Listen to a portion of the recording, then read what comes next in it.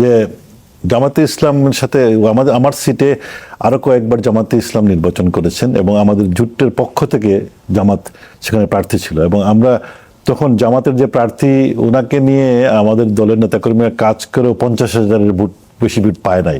আর যেখানে আমি 2 ঘন্টায় 1,08,000-এর উপরে ভোট পেয়েছি। আর পাশাপাশি এই যে নতুন যে প্রার্থী দেওয়া হয়েছে যে উনি কেন্দ্রীয় নেতা জামাতের, উনিও শক্তিশালী প্রার্থী আমি বিশ্বাস করি, কিন্তু উনি এলাকার সাথে সম্পৃক্ততা ওনার নাই।